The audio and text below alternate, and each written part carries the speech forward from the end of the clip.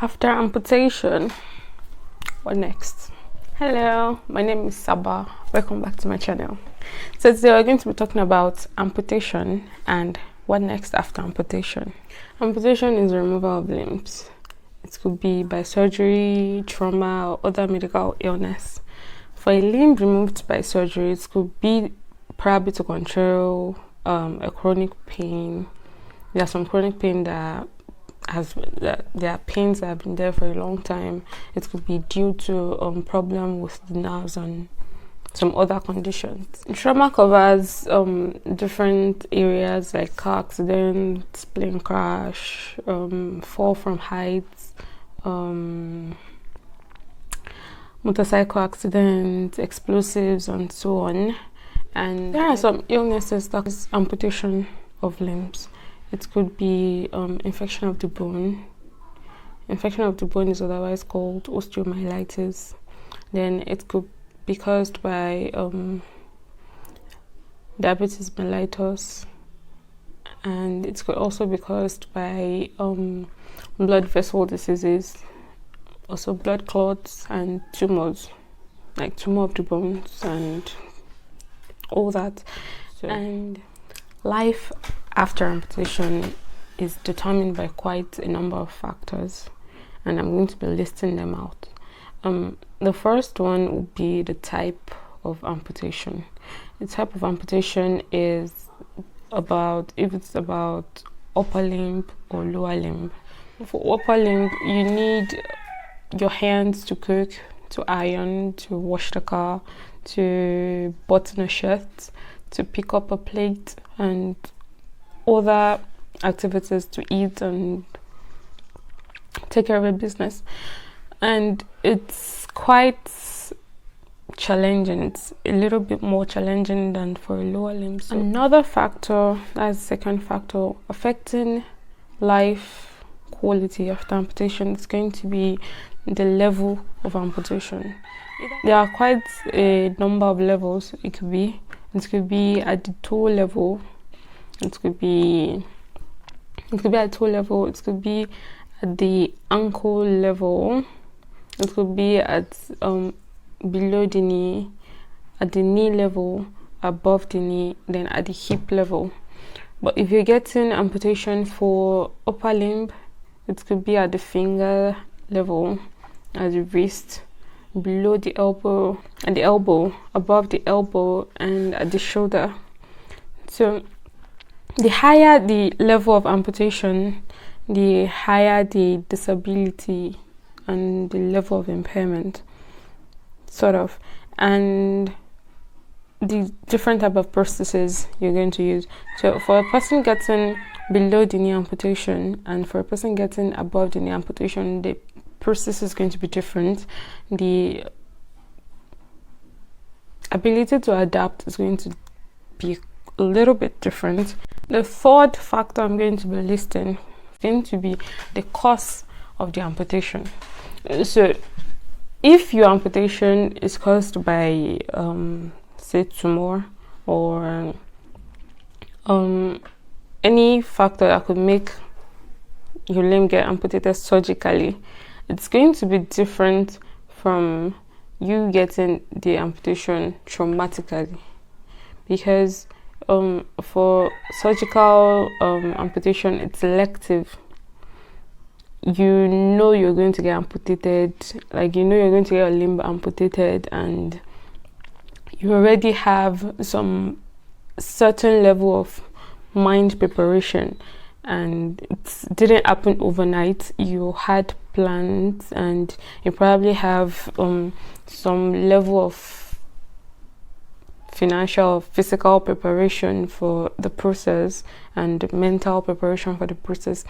But for a person who, say, was crossing the road and got hit by a car or by bike, and one thing led to another, the leg had to be amputated, it's quite different, because the person had absolutely no idea that they were going to lose a limb, and it could be quite traumatic, physically, emotionally, financially, any sort of belief. Another factor that affects a patient after amputation is the overall health of the patient. This amputation thing is stressful for the body, like it's stressful mentally, physically, and whatnot.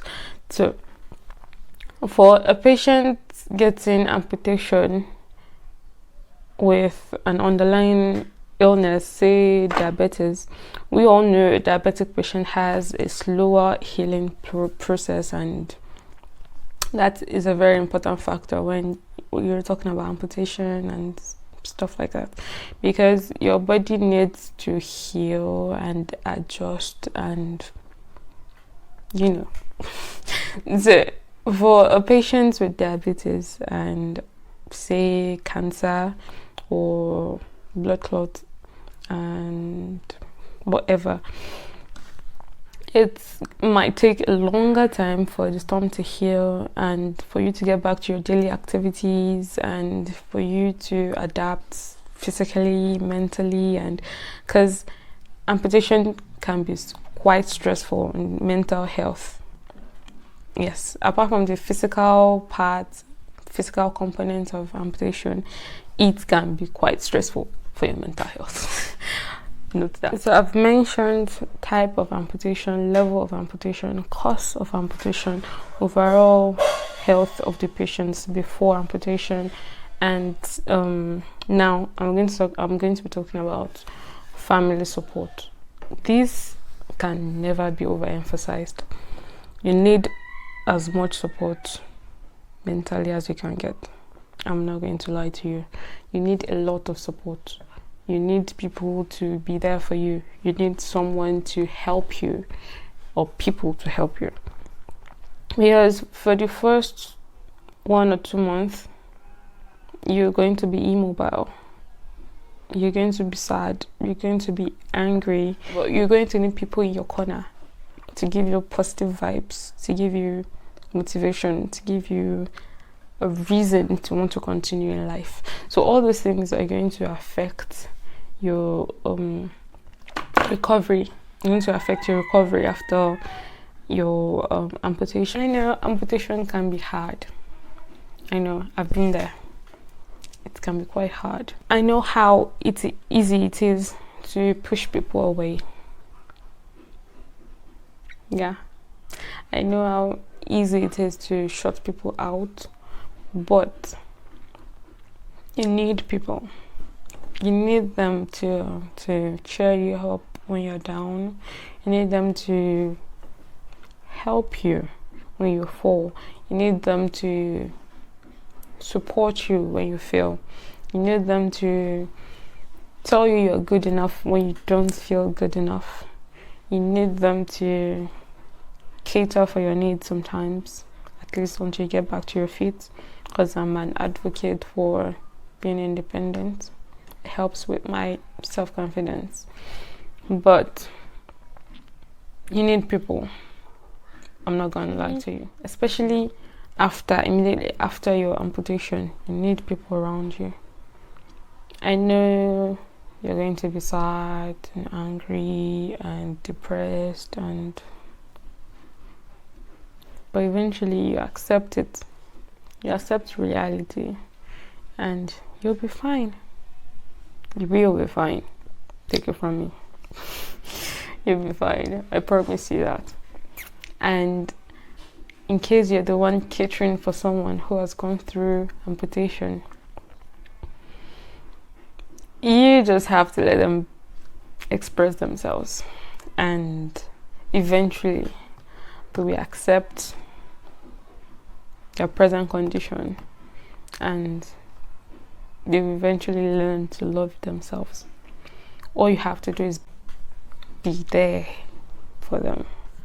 I've been able to control my weight. I've been able to do things I like, and that has made me very happy. And you need that.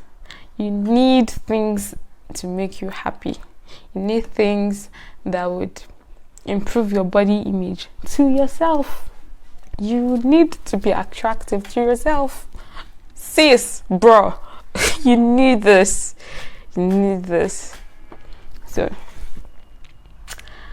that will be all for today. Please subscribe if you like my content. Please. See you next week. Bye bye.